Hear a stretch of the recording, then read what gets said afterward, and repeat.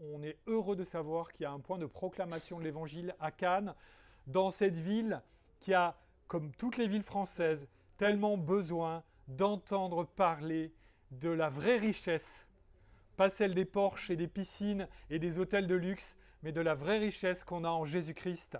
Et donc, c'est vraiment une joie de pouvoir être avec vous cet après-midi. Décidément, j'y tiens.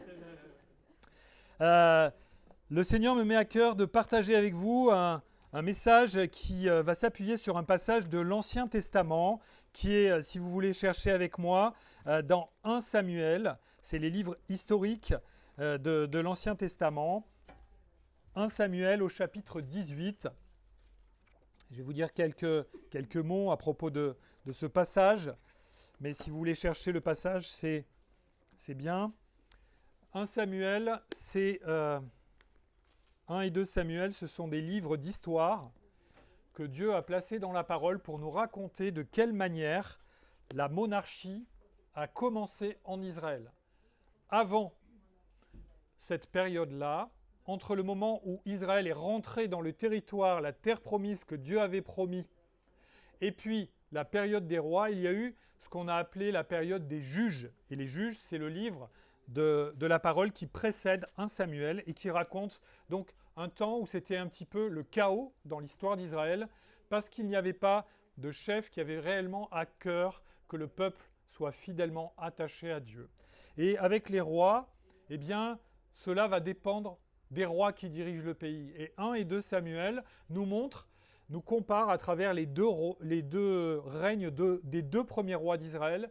Qu'est-ce que c'est un roi fidèle qui va bénir le pays et qu'est-ce que c'est un roi infidèle qui va amener la malédiction sur lui et sur le pays. Et le premier roi qui a été choisi par Dieu, c'était un roi selon le cœur d'Israël, parce qu'Israël disait « Donne-nous un roi comme les autres nations ». Et ce roi, c'était le roi Saül. Et c'est un roi qui, au début, a commencé à marcher avec Dieu, mais qui, après, s'est plutôt inquiété de plaire aux hommes. Et il avait peur, et il s'inquiétait de dire « Que vont me faire les hommes? Est-ce que ça va être bien pour moi et pour les hommes ?» Et il a laissé au deuxième plan la volonté de Dieu. Et puis Dieu a donné un roi vraiment selon son cœur, un roi qui s'appelle le roi David, qui est très connu, peut-être que c'est le roi le plus célèbre de toute la Bible, le roi David. Et là, Dieu a donné un roi qui a eu souci toute sa vie d'être fidèle. Et ça ne veut pas dire que David n'a jamais péché, il a commis aussi de grands péchés devant Dieu, mais son attitude, c'était toujours de revenir à Dieu. Alors que pour Saül, son attitude, c'était d'abord de chercher son intérêt. Et dans ce passage que je vais vous lire maintenant, dans 1 Samuel 18, juste pour vous situer où il se trouve dans l'histoire entre Samuel et David, tant qu'on est dans 1 Samuel, c'est l'histoire de la royauté de Saül. Quand on arrive dans 2 Samuel, c'est le début de la royauté de David. Donc là, on est dans 1 Samuel, le roi, c'est Saül. Et juste avant 1 Samuel 18, il y a eu la bataille peut-être la plus connue dans l'histoire du monde, l'affrontement entre David et Goliath. Il y avait deux armées, Israël et les Philistins, qui étaient face à face, et ils n'osaient pas s'affronter, ils se menaçaient les uns les autres. Et puis, il y a un géant qui est sorti de l'armée des Philistins et qui a insulté Dieu et son peuple. Et David, il a entendu ça alors qu'il était en visite dans l'armée, c'était pas un des combattants, et il a amené de la nourriture à ses frères qui étaient dans l'armée d'Israël. Eh bien, il a pris à cœur de défendre l'honneur de Dieu, et Dieu lui a donné la victoire avec une simple fronde. Il a terrassé un géant en armure beaucoup plus grand que lui. Ça, c'est ce qui s'est passé juste avant. Et maintenant, on lit 1 Samuel 18. Alors que David finissait de parler à Saül, Jonathan s'attacha à lui. Jonathan, c'est le fils de Saül. Jonathan aima David comme lui-même. Ce jour-là, Saül garda David chez lui et ne le laissa pas retourner chez son père. Jonathan fit alliance avec David parce qu'il l'aimait comme lui-même. Il retira le manteau qu'il portait pour le donner à David, et il lui donna ses vêtements, y compris son épée, son arc et sa ceinture. David partait en campagne et il réussissait partout où l'envoyait Saül. Celui-ci le mit à la tête des hommes de guerre et il plaisait à tout le peuple, même aux serviteurs de Saül. Alors qu'il revenait de la guerre, après que David eut tué le Philistin, les femmes sortirent de toutes les villes d'Israël à la rencontre du roi Saül. Elles chantaient et dansaient au son des tambourins et des triangles, et elles poussaient des cris de joie. Les femmes qui chantaient se répondaient les unes aux autres en disant « Saül a frappé ses 1000 et David ses 10 000 ». Saül fut très irrité. Il prit très mal la situation. Il dit, on en donne 10 000 à David, et c'est à moi que l'on donne les 1000. Il ne lui manque plus que la royauté. Saül regarda avec malveillance à partir de ce jour et par la suite, le roi David. Le lendemain, le mauvais esprit envoyé par Dieu vint sur Saül, qui eut des accès de délire au milieu de sa maison. David jouait comme les autres jours. Je précise, parce que les textes précédents l'ont dit, il n'était pas en train de jouer au Uno ou aux échecs, il jouait de la harpe, de la musique, pour apaiser le roi Saül quand il était dans des crises. Donc David jouait comme les autres jours, et Saül avait sa lance à la main. Saül leva sa lance en se disant « Je vais clouer David contre la paroi ». Mais David l'évita par 2 fois. Saül éprouvait de la peur vis-à-vis de David, parce que l'Éternel était avec David alors qu'il s'était retiré de lui. Il l'éloigna de lui et l'établit chef de 1000 hommes. David partait en campagne et en revenait à la tête du peuple. Il réussissait dans toutes ses entreprises et l'Éternel était avec lui. Voyant qu'il réussissait toujours, Saül avait peur de lui. En revanche, tout Israël et tout Juda aimait David parce qu'il partait en campagne et en revenait à leur tête. Saül dit à David, « Je vais te donner en mariage ma fille aînée, Mérab. Seulement, sers-moi comme un vaillant homme et mène les guerres de l'Éternel. » Il se disait, « Je ne veux pas porter la main contre lui, que ce soit les Philistins qui le fassent. » David répondit à Saül, « Qui suis-je? Qu'est-ce que ma vie et qu'est-ce que le clan de mon père en Israël pour que je devienne le gendre du roi ?» Lorsque le moment où Mérab, la fille de Saül, devait être donnée en mariage à David arriva, elle fut donnée à Adriel de Méhola. Michal, la fille de Saül, donc une autre fille, tomba amoureuse de David. On en informa Saül et cela lui plut. Il se disait, je la lui donnerai en mariage, ainsi elle représentera un piège pour lui et il tombera sous les coups des Philistins. Saül dit une nouvelle fois à David, aujourd'hui tu vas devenir mon gendre. Saül donna l'ordre à ses serviteurs, parlez en secret à David et dites-lui, le roi a de l'affection pour toi et tous ses serviteurs t'aiment. Deviens maintenant son gendre. Les serviteurs de Saül répétèrent ces paroles à David et il répondit, croyez-vous qu'il soit facile de devenir le gendre du roi? Je ne suis qu'un homme pauvre, sans importance. Les serviteurs de Saül lui rapportèrent ce qu'avait répondu David. Saül dit, voici comment vous parlerez à David.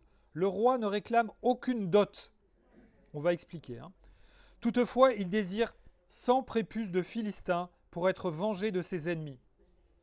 Saül avait le projet de faire tomber David entre les mains des Philistins. Les serviteurs de Saül rapportèrent ces paroles à David et ce dernier accepta les conditions qui lui étaient posées pour devenir le gendre du roi. Avant le délai fixé, David se leva, partit avec ses hommes et tua 200 Philistins. Il rapporta leurs prépuces et les livra tous au roi afin de devenir son gendre. Alors, Saül lui donna sa fille Michal pour femme. Saül vit et comprit que l'Éternel était avec David. Quant à sa fille Michal, elle aimait David. Saül eut de plus en plus peur de David, et il fut toute sa vie son ennemi. Chaque fois que les princes des Philistins partaient au combat, David avait plus de succès que tous les serviteurs de Saül, et son nom devint très célèbre. Voilà. Voilà, jusqu'ici la lecture de la parole de Dieu. On va essayer d'expliquer un petit peu tout ça. Mais ce que j'espère partager avec vous ce matin, c'est vous dire, quand on est chrétien, parfois on se pose la question, à quoi ça sert l'Ancien Testament? À quoi ça sert? Est-ce qu'un chrétien ne devrait pas se contenter de lire le Nouveau Testament? Au moins le Nouveau Testament, ça nous parle directement de Jésus. On sait les choses, ça parle à des gens qui sont, pour la plupart, dans les épîtres, des chrétiens comme nous. Et les choses sont simples. Et dans l'Ancien Testament, on se dit, est-ce que c'est encore une période qui nous concerne? Comment on fait pour grandir dans la foi? Et pourtant, l'Ancien Testament fait partie de la Bible, au même titre que les évangiles et le Nouveau Testament. Jésus et les apôtres, dans leur enseignement, passent leur temps à citer l'Ancien Testament. C'est la parole de Dieu. Jésus dit, il ne peut pas tomber un trait de lettre de toute la parole de Dieu. Et il parle de l'Ancien Testament à son époque, puisque le Nouveau Testament n'a pas encore été écrit. Ça veut dire que l'Ancien Testament est utile aussi pour nous. Mais il faut savoir de quelle manière on l'approche. On doit étudier dans un premier temps qu'est-ce que le texte veut dire dans le contexte d'origine pour les gens de l'époque. Ensuite, qu'est-ce que ça nous dit par rapport à l'œuvre de Jésus-Christ et comment on l'applique aujourd'hui dans notre vie. Vous n'allez pas avoir à tuer des Philistins, rassurez-vous. Comment on s'approprie cette histoire? Et heureusement, ils ne seraient pas très contents qu'on leur fasse ça et nous, on aurait du mal à le faire. Alors, je vous propose trois parties, parce que ce dont il est question là, et le Seigneur nous invite à y réfléchir, vous savez, on a beau être longtemps, cette histoire-là, elle s'est déroulée environ 1000 ans avant Jésus. Ça veut dire c'est à 3000 ans de nous. 3000 ans, c'est beaucoup, hein? Pourtant, quand vous regardez l'attitude de Saül, vous vous dites, tiens, on dirait mon voisin et même on dirait moi des fois. Quand on regarde l'histoire des hommes et des femmes de cette époque et de toutes les époques, en fait, le cœur de l'homme et le cœur de la femme n'a pas changé. Naturellement, on est révolté contre Dieu. Et tous les hommes de toutes les générations ont besoin de l'aide du Créateur, et sans lui, ils sont perdus. Dieu n'a pas changé, et le cœur naturel de l'être humain n'a pas changé non plus. Voilà les points communs qui nous permettent de dire que dans cette partie de la Bible, de l'Ancien Testament, il y a aussi des enseignements qui sont pour nous aujourd'hui. Alors je vous propose 3 points. Saül jalouse David. Saül est jaloux de David. Deuxièmement, Dieu garde son enfant, David, malgré cette jalousie. Troisièmement, David préfigure Christ. On va voir un peu ce qu'on peut dire par rapport à ce texte et ces 3 objectifs. Après la victoire extraordinaire de David sur Goliath, eh bien, David, il a vécu une ascension sociale extraordinaire. C'était le 8e fils d'une famille modeste, un fils de berger tellement modeste que quand Samuel était venu dans sa famille pour oindre le futur roi d'Israël, le père de David, il avait convoqué ses 7 premiers fils, mais il avait laissé le 8e au champ, parce qu'il s'est dit, lui, il ne doit pas être concerné. Et en fait, Samuel lui a dit, non, Dieu a dit que c'est lui que tu dois aller chercher, parce que c'est lui qui va devenir roi d'Israël. Et c'était le plus jeune. Normalement, les honneurs, c'était pour le fils aîné des familles, et là, c'est le 8e fils que Dieu a choisi. Donc, David, il est passé d'une situation très modeste à super-héros d'Israël.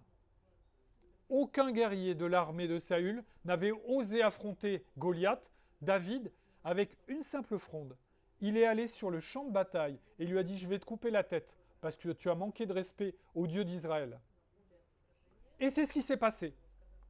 Parce qu'il a eu foi en Dieu et que Dieu l'a utilisé comme un vaillant héros qui préfigure Jésus-Christ. David, ce n'est pas nous dans la vie de tous les jours face à Goliath. C'est Jésus-Christ qui est quelqu'un qui est venu de façon modeste mais qui a triomphé de l'ennemi du peuple de Dieu et remporté la victoire pour que le peuple de Dieu soit délivré. Donc, David, il est passé de très humble à super-héros d'Israël. Tout le monde se dit, voyez, les femmes, elles sortent dans les villages quand l'armée passe et elles chantent « Ouah, David a battu ses 10 000 ». Problème, le roi est là et il entend. Et il commence à être jaloux. Ça ne nous concerne pas. Hein. Nous, on n'est jamais jaloux. C'est juste à cette époque-là, les gens étaient jaloux. Mais nous, ça a disparu de notre époque, la jalousie. Hein? Personne n'est jaloux. J'ai jamais rencontré personne de jaloux. Moi-même, je n'ai jamais été envieux ni jaloux de personne. C'est notre cœur, ça. Vous savez, dans la parole de Dieu, il ne faut pas se comparer juste aux héros de la foi. Il faut aussi entendre ce que Dieu dit des ennemis du peuple de Dieu. Parce que dans les ennemis du peuple de Dieu, il y a des défauts qui nous ressemblent. Et avant d'être chrétiens, nous étions ennemis de Dieu.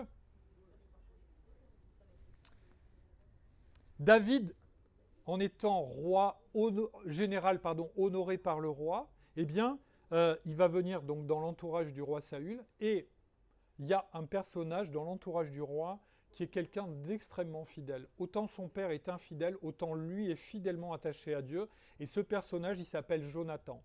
C'est le fils et c'est l'héritier du roi Saül, et Jonathan, il va aimer David, aimer comme un ami, hein, pas de manière dévoyée, aimer comme un ami, et ça va être son plus fidèle ami durant toute sa vie. Et comment on voit qu'il l'aime? Il lui fait des cadeaux. Il lui fait des cadeaux en lui donnant ses habits de prince. Il lui fait des cadeaux en lui donnant son épée, son arc, c'est-à-dire des choses qui à l'époque ont beaucoup de valeur, qui normalement sont les attributs du prince. Il les donne à David, qui est un modeste fils de berger. C'est dire quelle amitié Jonathan a pour David. Alors vous voyez cette situation qui est à la fois... David, il a dû vivre ça en se disant « Waouh, il était un inconnu, il devient l'homme peut-être le plus connu de tout Israël, un super-héros, et en plus l'ami du prince. » Mais il y a un problème, le roi devenant jaloux, il va à la cour avoir à la fois son meilleur ami et son pire ennemi. Saül jalouse David.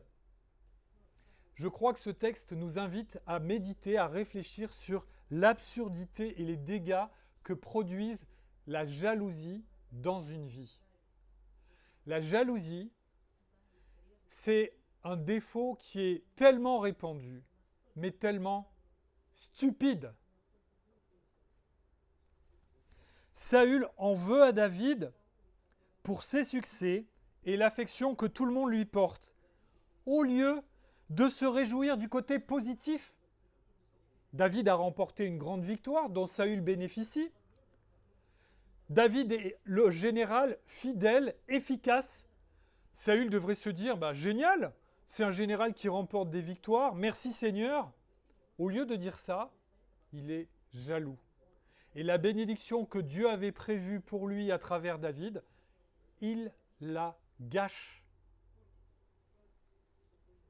Au lieu de se réjouir d'avoir un officier excellent, il tourne tout le bien en mal et la jalousie le plonge dans l'amertume. Vous connaissez l'amertume? L'amertume, c'est le sentiment qui tourne dans votre tête, qui tourne dans votre cœur et qui dit « Je ne suis pas content de ce que j'ai. Lui, il a mieux, elle a mieux. Lui, il réussit mieux. Lui, il a une femme plus belle. Lui, il a une voiture plus grosse. Lui, ses enfants ont réussi leurs études. Lui, il a plus de qualité. Lui, il a été moins malade. » On se remplit d'amertume. Et au lieu de voir ce que Dieu nous a donné, on n'est pas content de ce qu'il nous a donné parce qu'on a l'impression qu'il aime plus les autres. Est-ce que vous entendez parfois Satan vous dire à l'oreille « Tout le monde ici est bon sauf toi. Ce que tu entends dans l'évangile, ce n'est pas pour toi. Ça marche chez les autres, mais chez toi, ça ne marche pas. » N'écoutez pas ce mensonge. N'écoutez pas ce mensonge. Chacun de nous, dans sa vie avec Jésus-Christ, doit combattre contre nos mauvais penchants, contre ces mauvais penchants naturels. Jésus, si vous êtes son enfant, si vous croyez en Jésus-Christ, s'il est votre Sauveur et votre Seigneur, il vous aime. Dieu vous aime au point d'avoir donné la vie de son Fils pour payer le prix de vos fautes. Regardez combien son amour est grand. Ne laissez pas Satan vous murmurer à l'oreille que vous ne valez rien du tout. C'est un mensonge. Satan ne peut pas nous enlever la vie éternelle. Il ne peut pas nous tuer. Si Satan il pouvait tuer les chrétiens, il n'y aurait plus un chrétien en vie. Pourquoi ? Parce que les chrétiens proclament l'évangile. Satan ne veut pas qu'on proclame l'évangile. Et il ne peut pas le faire, heureusement, parce que c'est Dieu qui est souverain et qui décide ce que Satan a le droit de faire et ce que Satan n'a pas le droit de faire. Mais Satan, il est en colère contre les chrétiens, parce que les chrétiens veulent proclamer l'évangile. Ils veulent qu'il y ait des gens qui se tournent vers le Seigneur, parce qu'on a reçu un trésor et on veut le partager, et on veut dire aux gens qui sont autour de nous, au nom de Jésus-Christ, nous vous en supplions, soyez réconciliés avec Dieu. C'est ça, le secret d'une vie réussie et la vie éternelle. Satan ne veut pas. Satan voudrait que les chrétiens se taisent, qu'ils aient une vie bien tranquille, qu'ils profitent de leurs loisirs sur la Côte d'Azur et qu'ils ne disent rien de l'Évangile. Satan ne peut pas nous enlever la vie éternelle, mais il peut nous gâcher les bénédictions de Dieu si on prête une oreille attentive à ses mauvais conseils, comme Saül. Sous son influence, appuyés sur notre péché, nous pouvons être entraînés par Satan à mépriser les bénédictions que Dieu nous donne. Quelles sont les bénédictions que Dieu vous donne dans votre vie? Est-ce que vous les avez comptées toutes? Est-ce que vous dites merci? Ou est-ce que vous ne comptez que celles qui ne vous donnent pas et qui sont chez votre voisin ou votre voisine? Satan aimerait qu'on soit envieux de choses qui parfois ne sont pas bonnes pour nous. Vous savez, parfois, Dieu donne des choses à d'autres chrétiens. Et moi, on va se dire, moi je suis chrétien, je veux la même chose. Oui, mais Dieu a un plan différent pour chacun de nous. Peut-être que cette chose-là, elle est bonne pour ton voisin ou ta voisine, mais que pour toi, ça ne présente pas d'intérêt, ou que pour toi, ce serait une occasion de chute. Et Dieu a prévu d'autres bénédictions. C'est pas merveilleux de se dire que le plan que Dieu a pour nous, c'est un costume sur mesure. Dieu ne nous fait pas rentrer dans un moule en béton armé à coups de marteau, le même moule, on va tous ressembler à des chrétiens Playmobil. Vous savez, je ne sais pas si vous connaissez ce jouet avec les petits personnages en plastique qui ont tous la même forme, ils ont des mains comme ça. C'est pas ça le plan de Dieu pour nous. Le plan de Dieu, c'est qu'on ait une vie sur mesure. Parce qu'il nous aime comme ses enfants. Satan aimerait qu'on oublie, nous empêcher qu'on ait de la reconnaissance, qu'on dise merci à Dieu. Merci Seigneur pour tout ce que tu me donnes. Il aimerait qu'on arrête de dire ça, qu'on soit empêché de dire ça. Parce que si dans nos cœurs il y a de la jalousie et de l'amertume, on ne va pas penser à dire merci. Saül, il ne pense pas à dire merci à Dieu. Saül, il est en train de réfléchir comment je vais me débarrasser de David, qui est plus populaire que moi. Satan aimerait qu'on en veuille à Dieu, qu'on lui en veuille, parce qu'on soupçonne Dieu de nous aimer moins que les autres chrétiens peut-être. Vous savez d'où il vient ce péché? Vous savez ce qu'il a dit, Satan, à Adam et Ève, à propos du fruit défendu? Il leur a dit, mais Dieu sait que si vous en mangez, vous deviendrez comme lui. Vous serez semblable à Dieu.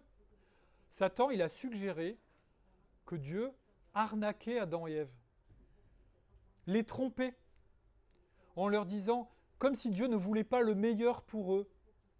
Et que Satan, lui, leur montrait la voie pour être vraiment heureux. Soyez semblables à Dieu, prenez la place de Dieu, c'est vous qui allez définir ce qui est le bien et le mal. Vous allez être vos propres dieux pour vous-même. Voilà le résultat.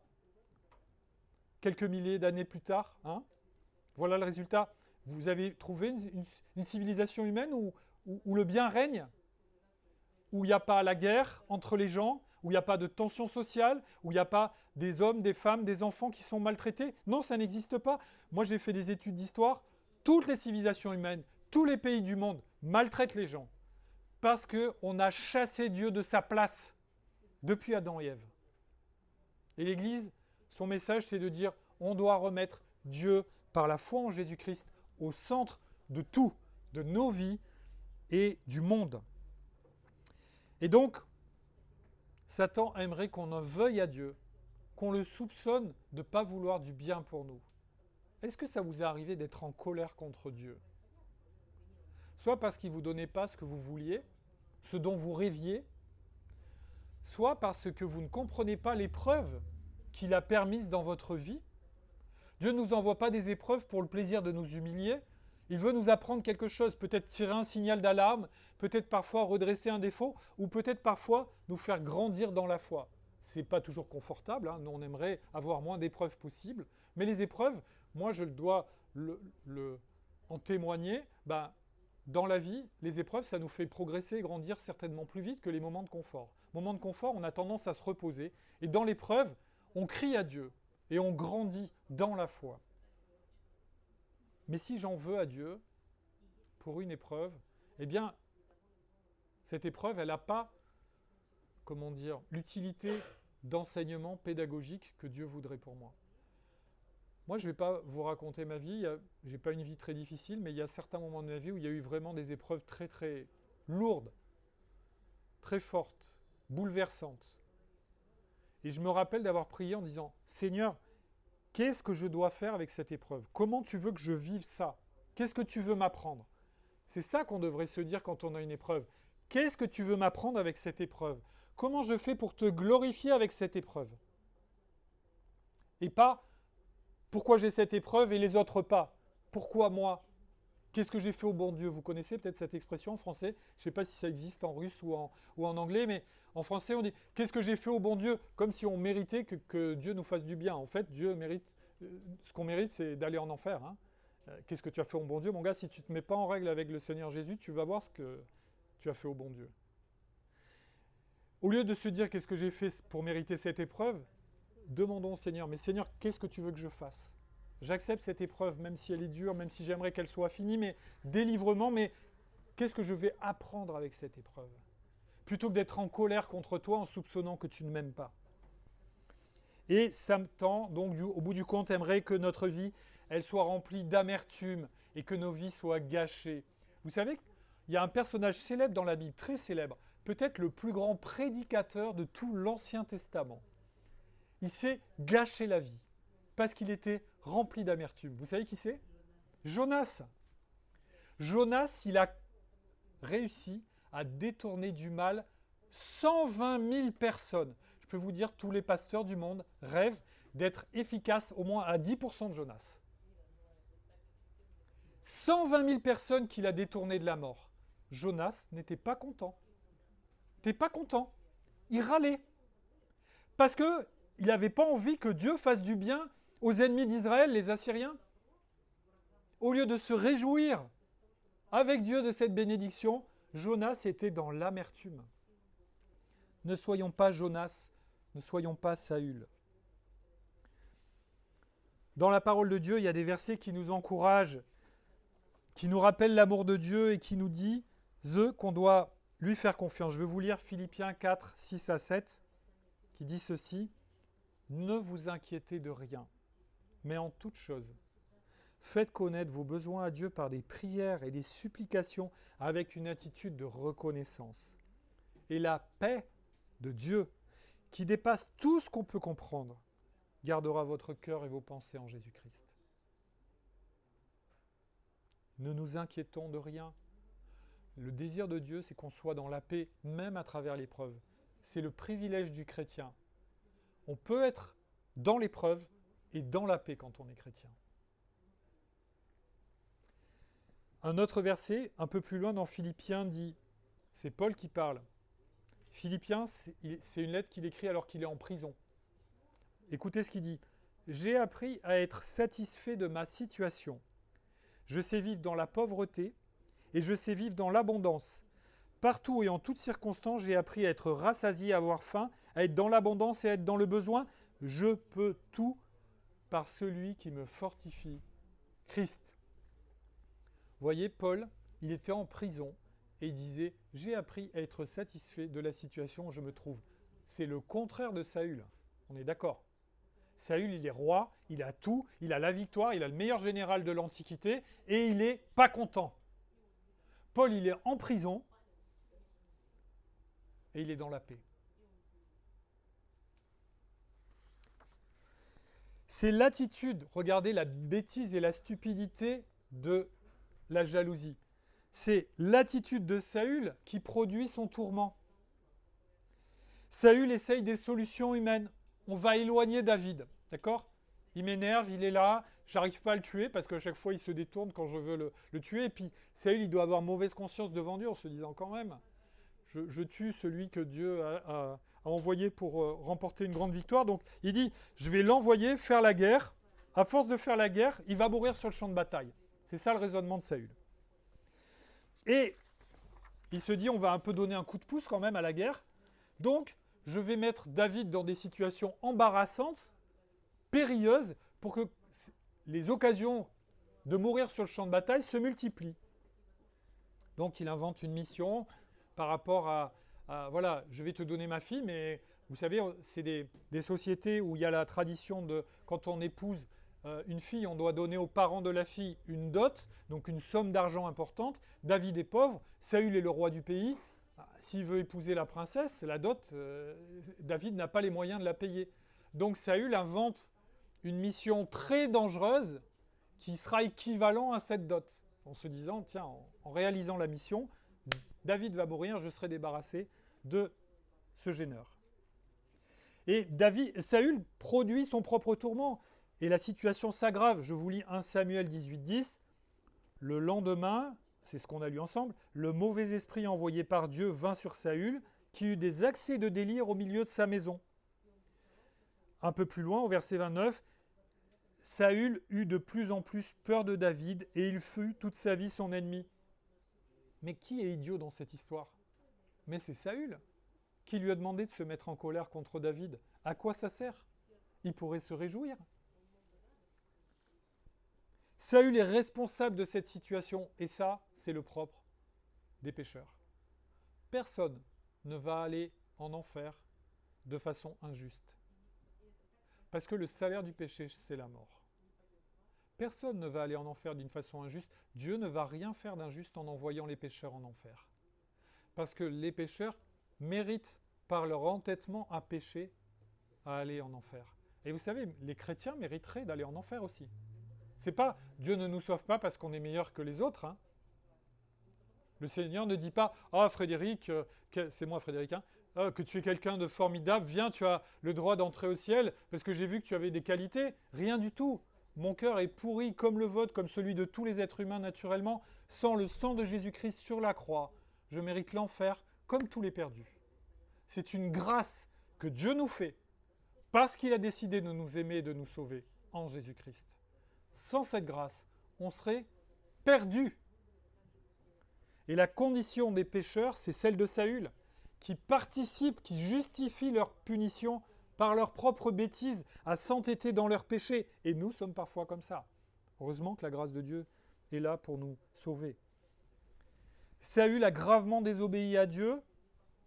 Samuel le lui dit, en d'autres occasions, je ne vous raconte pas l'histoire, mais il a désobéi à plusieurs reprises. Et Saül, au lieu de se repentir, il ne se repent pas. Et Samuel, le prophète qui était envoyé par Dieu auprès de Saül, lui dit, puisque tu as rejeté la parole de l'Éternel, il te rejette lui aussi comme roi. En fait, les malheurs qui arrivent dans la vie de Saül, c'est la conséquence de son péché, de son endurcissement contre Dieu. Il se laisse dominer par la jalousie au lieu de rechercher Dieu. Il laisse Satan l'influencer au lieu de lui résister d'une foi ferme. Vous connaissez ce beau verset ? « Soumettez-vous donc à Dieu, mais résistez au diable et il fuira loin de vous. » On doit se soumettre à Dieu et le diable, on doit lui résister comme des combattants en brandissant le bouclier de la foi.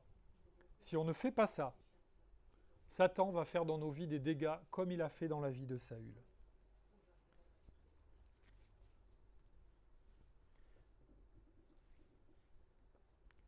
S'il m'arrive d'attrister le Saint-Esprit, comme à vous sans doute, par un péché qui s'installe dans mon cœur, je me place sous l'influence de Satan qui en profite. Pour retrouver la paix, je dois me repentir, confesser mon péché. Et le Seigneur est fidèle et juste pour nous pardonner nos iniquités et nos péchés.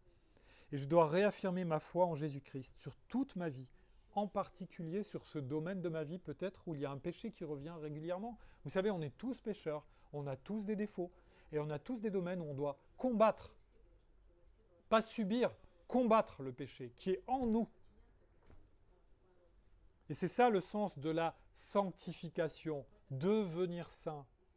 devenir semblable à Dieu par la foi en Jésus-Christ. C'est mener ce bon combat contre notre péché pour ressembler à Jésus-Christ, pour lui demander pardon, pour qu'il nous relève, pour être renouvelé dans notre foi. Deuxième point, Dieu garde son enfant. Il y a deux personnages dans cette histoire principaux. Il y a Saül qui a la bêtise et la stupidité d'être jaloux, et il y a David qui est une victime. David, il a fait ce que Dieu lui a dit, il a été fidèle, et il pourrait se dire, ça commence bien. Je veux dire, j'arrive dans la cour du roi, il est déjà en train de me détester. C'est mal parti. Tu m'avais promis que je serais roi d'Israël, non seulement je ne suis pas roi, mais en plus, le roi du pays m'en veut, et il essaye de me tuer. Mais, le texte nous le montre, et si vous lisez 1 et 2 Samuel, c'est manifeste, Dieu veille sur David, parce qu'il est son enfant qu'il aime. Comme Dieu veille sur vous si vous êtes son enfant. Si Jésus-Christ est votre Sauveur et votre Seigneur, Dieu a un regard particulier sur vous. Il vous aime, vous êtes précieux. Dieu veille sur David, il va le protéger, le bénir, malgré la jalousie de Saül. D'abord, il remporte de nombreuses victoires, pas seulement contre Goliath, mais ensuite contre les Philistins pendant toute sa vie. Ensuite, Saül lui avait promis une princesse, finalement il donne la princesse à un autre, peut-être pour décourager David, mais il y a une autre princesse de la famille de Saül qui tombe amoureuse, et finalement il va l'avoir pour femme, elle tombe amoureuse de David. Jonathan, le fils héritier de Saül, devient le meilleur ami de David. À un moment, Jonathan, il va même aider David contre son père, parce qu'il sait que la cause de David est juste devant Dieu et que son père est malhonnête. Tout le peuple célèbre la gloire de David, et l'Éternel le protège et le bénit, tellement que Saül a peur de David. C'est un comble, c'est Saül qui veut tuer David, et Saül, il a peur de David, parce qu'il se rend compte que Dieu protège David.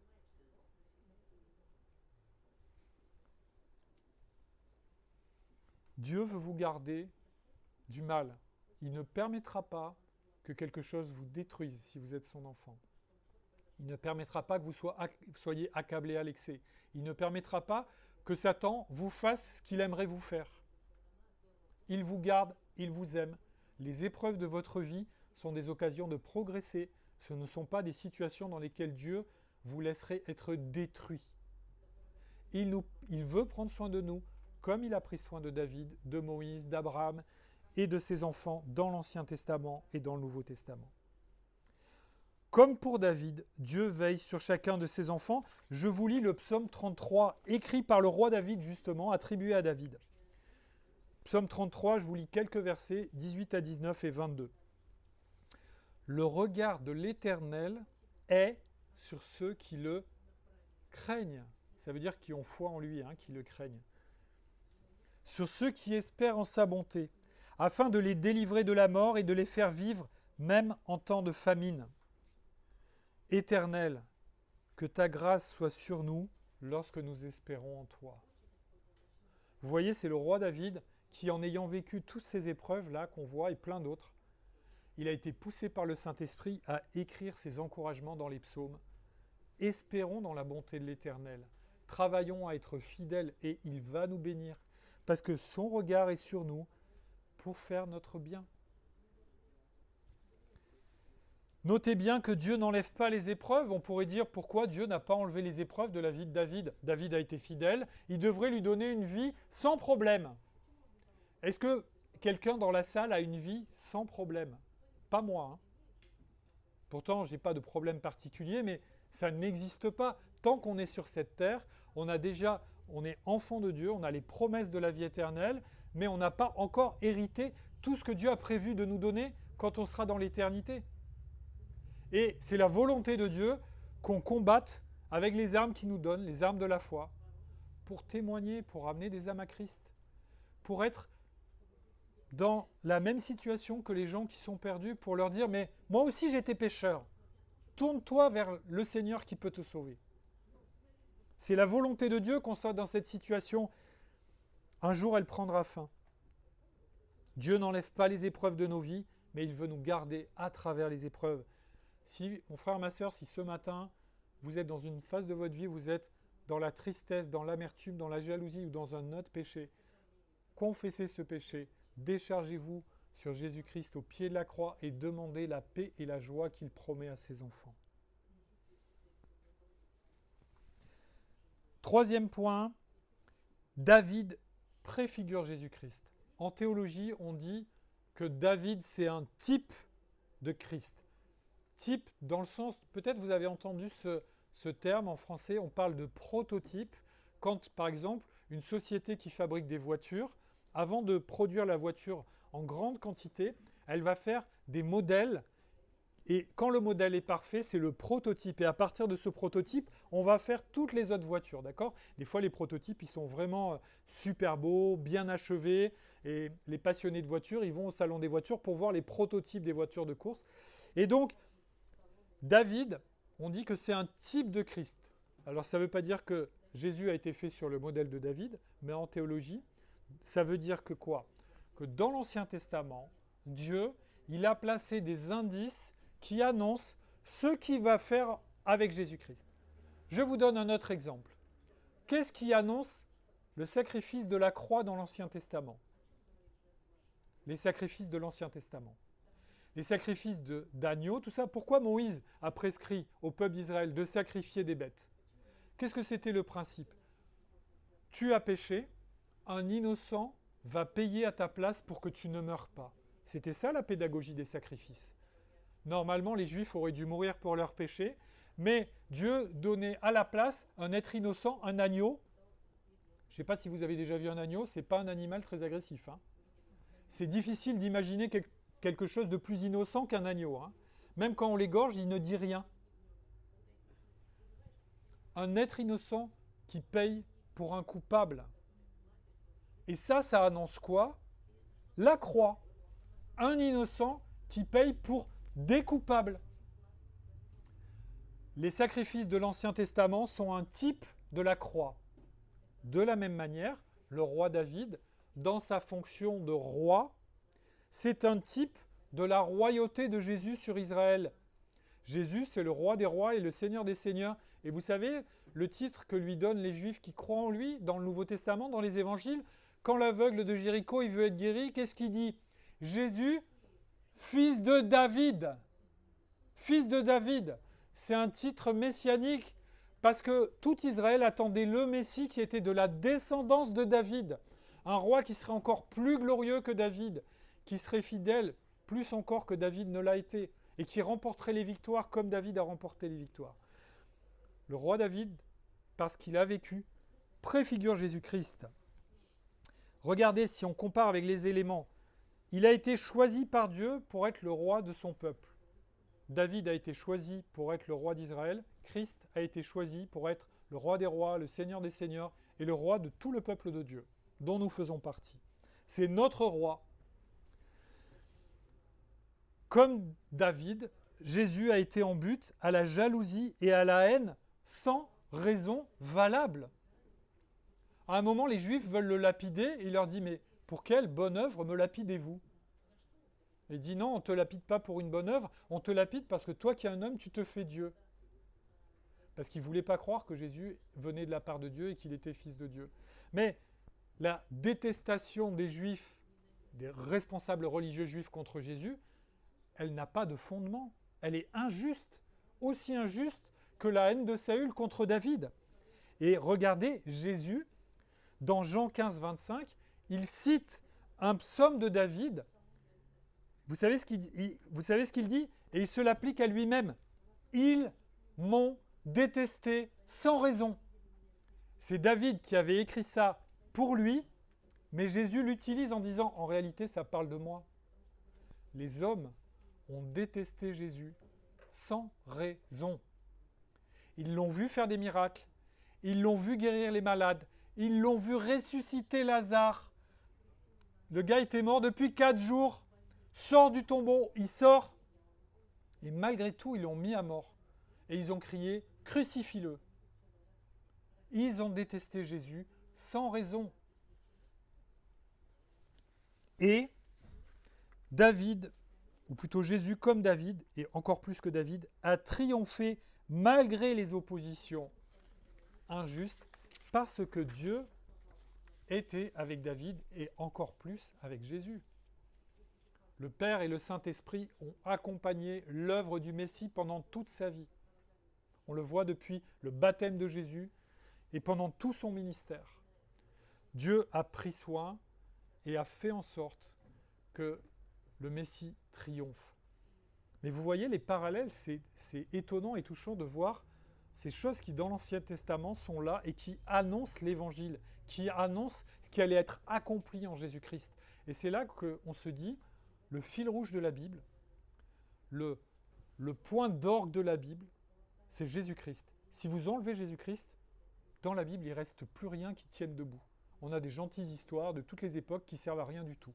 Mais de la Genèse à l'Apocalypse, Jésus et l'œuvre de Jésus-Christ, l'œuvre de Dieu manifestée en Jésus-Christ, c'est le message central.